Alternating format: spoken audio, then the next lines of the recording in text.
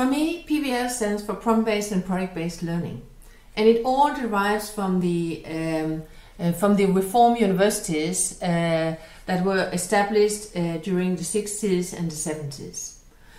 And at that time, I would say they didn't know anything about each other. At Aalborg University, we didn't know about Maastricht, we didn't know about McMaster University.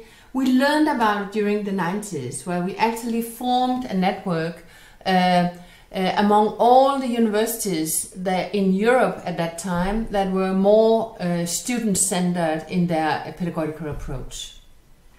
Aalborg University and Maastricht University, they have really served as some kind of living labs. Many institutions, individuals, individual academics have gained inspiration, and PBL has been implemented in the most creative ways, I would say, I have ever seen.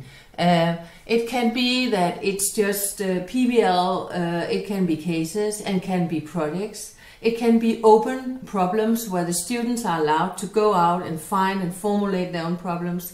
It can be more narrow cases where academic staff have formulated the very specific learning outcome for a case.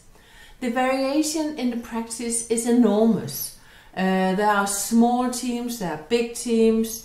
It can be over a length of duration of a semester, half a year. It can be within 6 weeks. It's really implemented in many different ways.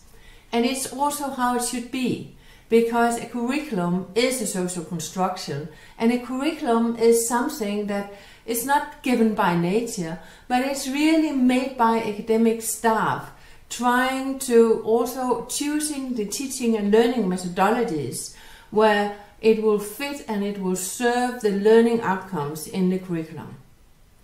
Therefore, it does not make any sense, actually, to formulate or to define PBL at a very concrete level.